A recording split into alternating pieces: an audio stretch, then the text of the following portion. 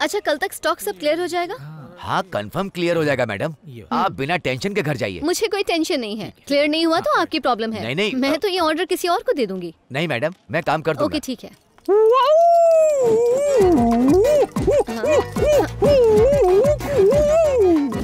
हे surprise, वैसे मैं तुम्हें कॉल करने वाली थी। और ये क्या लटका के रखा है? तुम नहीं जानती, यहाँ जेम्स ली और ब्रूस बॉन्ड का सीन होने वाला है, और उसके बाद फिल्मों में हीरो हीरोइन वाला सीन होगा। तुम क्या बड़बड़ करते रहते हो? चलो मेरे साथ। पिछले कई दिनों से मैं तुमसे एक जरूरी बात करना चाह रही थी राजा। किसके? प्यार के बारे में? तुम्हें कैसे पता? अरे सब जानता हूँ मैं। खैर तुम ही बताओ। पर डैड से बहुत डर लगता है मुझे। तुम्हें अपने डैड से डरने की जरूरत नहीं है। अमीरी गरीबी का मामला हुआ तो संभाल लूंगा मैं। हाँ? लंदन से वापस आने के बाद मुझे ये महसूस हुआ था। मैं तुम्हें बहुत पहले ही बताना चाहती थी, पर जब भी तुम मिलते कोई ना कोई तुम्हारे साथ होता। अब तो यहाँ कोई नहीं है, बोल ही डालो। एक्चुअली बैंगलोर में मेरा एक बॉयफ्रेंड है। बॉयफ्रेंड? तो फिर मैं तुम्हारा कौन हूँ? तुम तो मेरे फ्रेंड हो। तो किस किया ना मुझे? हाँ किया। गाल पर किस करो तो फ्रेंड, और होठों पर किस करो तो बॉयफ्रेंड। अरे दोनों पास पास ही तो है, होठों और गाल में कितना फर्क है?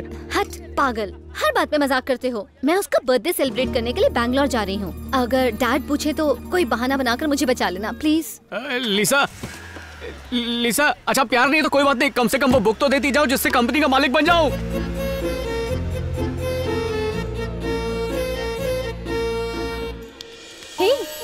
बीच रास्ते में क्यों खड़े हो? सिचुएशन ही कुछ ऐसी है। और ये क्या है? तुम बताओ, तुम यहाँ पर क्या कर रही हो? अब यहाँ एक मेडिकल कैंप चल रहा है। उसके बाद डिटर्जेंट का ऐड करने जा रही हो क्या? सफेद कपड़े क्यों पहने? अरे ड्रेस कोड है, तुम्हें पता है 12 बजे मेरा लेक्चर है। ए भाई लोग, वो देख सफेद कपड़े में घूम रहे हैं। सफेद ड्रेस आज रंग बिरंगी कर देंगे। समझाओ ना इन लोगों को।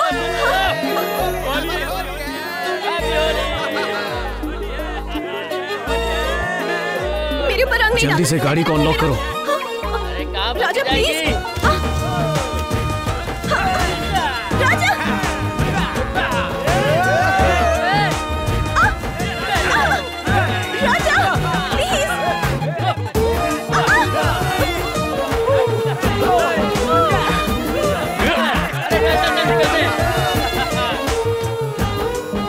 थैंक यू राजा। चलो अब तुम काम पे जाओ। एक मिनट सुनो,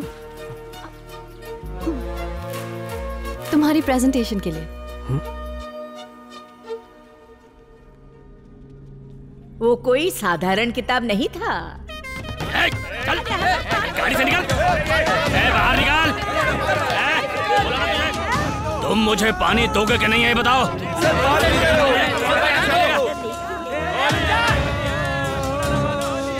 राजा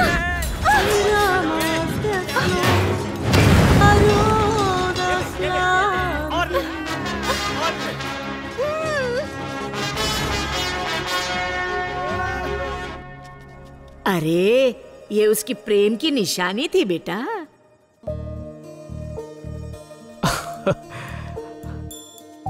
तो वो तुम हो? इसका क्या मतलब? शायद तुम ही मेरे सपनों की रानी हो। तुम इतनी देर से समझे?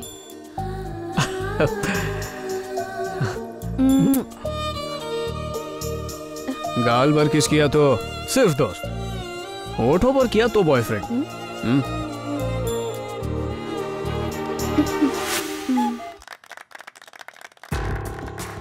Thank you. तो बिस्किट एक स्टेपल डाइट नहीं है, ये बस एंटरटेनमेंट है। मैं इसीलिए ऐसा कह रहा हूँ क्योंकि एक बिस्किट कैसा दिखता है ये सबसे ज्यादा जरूरी है। हमें लोगों के स्वाद की भूख को शांत नहीं करना, उनकी आंखों की भूख को शांत करना है, हमारा काम हो जाएगा। जैसे आजकल के बच्चे मोबाइल, टैबलेट, गेमिंग के एडिक्ट होते जा रहे हैं, उसी तरह से उन्हें हमारे मैजिक बिस्किट की भी आदत हो जानी चाहिए। तो हम और स्वीटनर्स ऐड करने वाले हैं और कलरिंग एजेंट्स डालेंगे एंड मोर एमल्सिफायर्स। अगर हम ये सारी चीजें डालेंगे तो छोटे छोटे बच्चों के लिए ये ठीक नहीं होगा ना? मैम, हम हॉस्पिटल चला रहे हैं या बिस्किट की फैक्ट्री? ये हेल्थ की बातें बिजनेस के लिए अनहेल्थी हैं। हमारे कंपेटिटर्स बिस्किट में ना जाने क्या क्या डाल के कहां कहां पहुंच गए हैं। And coming to your concerns, हम एक चीज कर सकते हैं, बिस्किट के पैकेट के पीछे एक छोटा सा वार्निंग लेबल लगा सकते हैं और अपना काम हो जाएगा। प्रोडक्शन बजट से भी ज्यादा हमें एडवर्टाइजिंग बजट पर फोकस करना चाहिए। प्रोडक्ट जितना अच्छा दिखेगा उतना ही ज्यादा बिकेगा। Flashy foods, fruity business. Thank you gentleman, thank you. अब मिस्टर राजा आप आइए। Good morning. पुराने जमाने में खाने की चीजें और दवाइयों में ज्यादा फर्क नहीं माना जाता था और हमारी दादी का बनाया खाना होता भी बहुत टेस्टी था। जैसे पापड़, चकली, उन सब में होता था अजवाइन, काली मिर्च, दालचीनी, छोटी लौंग, काला नमक। ये सारी चीजें देसी दवाइयों का काम करती थी। इसके पीछे एक साइंस था जिसे अपनाना बहुत जरूरी है। बिस्किट बनाने में मैदे का इस्तेमाल रोककर हम मक्के का आटा, सरसों, इन सब चीजों का इस्तेमाल कर सकते हैं। हम पहले दवाइयों की खोज कर लेते हैं और फिर उन्हें बेचने के लिए बीमारियों की खोज करते हैं और नई बीमारियों को फैलाने के लिए नए खाने का इजाद करते हैं। लोगों को धोखा देकर, विदेशी कंपनियों की नकल करके हमें हानिकारक चीजों का निर्माण नहीं करना चाहिए, बल्कि एक पारंपरिक कंपनी बनकर सिर्फ पौष्टिक चीजें ही बनाकर लोगों को बीमारियों से बचाकर मैजिक बिस्किट बनाते हैं। आसान शब्दों में कहा जाए तो पहले हमारी दादी माँ के बनाए भोजन में थोड़ा सा बदलाव लाते हैं। जंक फूड कहा जाने वाला बिस्किट पौष्टिक बिस्किट बन जाए, ऐसा मैजिक करते हैं। क्या बकवास है। क्या बात है राजा, बहुत अच्छी तरह समझाया तुमने। बैठ जाइए। मुझे लगा था दोनों में से किसी एक को सेलेक्ट करना बहुत मुश्किल होगा मेरे लिए, लेकिन ये काम आसान निकला। गोपाल, तुम्हारा आइडिया बेशक बहुत ही लाजवाब और खूबसूरत सपने जैसा है, लेकिन राजा, तुमने अपने दिल से बात की। आजकल के नौजवान ज्यादातर ऑर्गेनिक हेल्थ फूड ही खाना पसंद करते हैं और उनके माता पिता भी ऐसा ही चाहते हैं। मेरा सबसे प्यारा दोस्त धर्मराज, जिसने ये कंपनी शुरू की थी, अगर आज की डेट में वो जिंदा होता तो राजा तुम्हारी काबिलियत को सराहता। फिलहाल गोपाल, तुम्हारा आइडिया काम का नहीं है। तुम बैठे रहो। राजा, यहां आओ।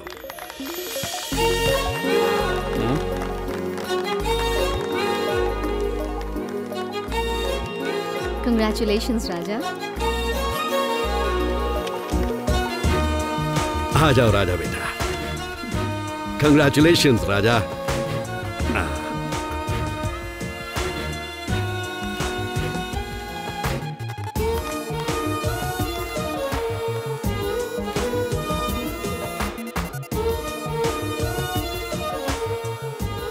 आज मैं राजा को इस कंपनी का जनरल मैनेजर बनाता हूं। हाँ, आप सबका धन्यवाद। Thank you. राजा मेरे ऑफिस में आओ। जी सर। सर मुझे लगा था मैं जीएम बनने वाला हूं। मैंने 3 जगह से लोन ले लिया। मैं सब संभालूंगा, तुम चिंता मत करो। चलो बेटी। मैडम, तुम्हारी दी हुई किताब की वजह से मेरी तरक्की हो गई। कंग्रेट्स। थैंक्स। तुमने अपने हाथ एयरपोर्ट पर सिक्योरिटी चेक के लिए उठाए हैं क्या? नहीं, मैं तो तुम्हें गले लगाने के लिए आ रहा था और बीच में ये लीसा घुस गई। हाँ? मैंने बीच में घुसकर रोका तुम्हें राजा? लीसा, ये मेरी गर्लफ्रेंड है। तो फिर इसका क्या बताऊं? अरे वाह, क्या कड़क पेट है। बहुत एक्सरसाइज कर रही हो। आज सुबह मैंने अपना टेस्ट करवाया है। तुम बाप बनने वाले हो।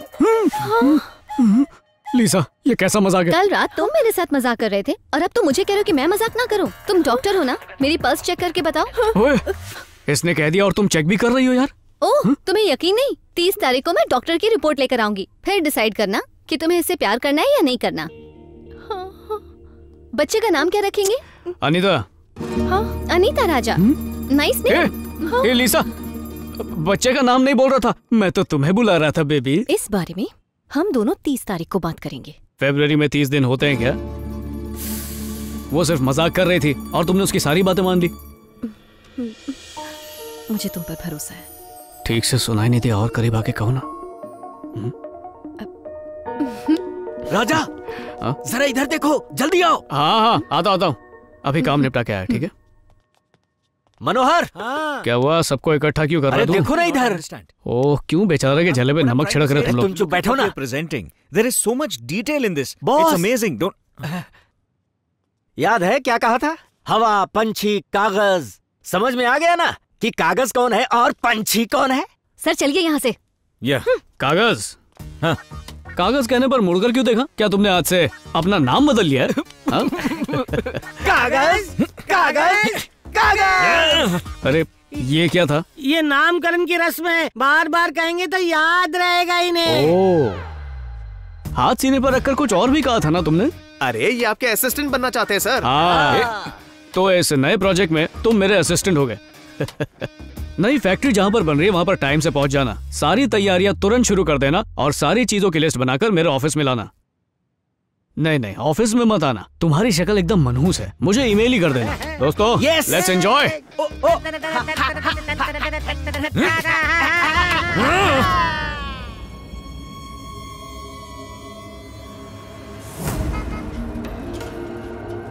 ये तो राजा का चहीता वृद्धाश्रम है। वॉचमैन, यहाँ पे तो एंडरसन बंगलो करके था ना? 30 साल पहले हाँ यही नाम था, पर अब ये एक वृद्धाश्रम है, Isabella old age home sir. Oh ठीक है, गेट खोलोगे?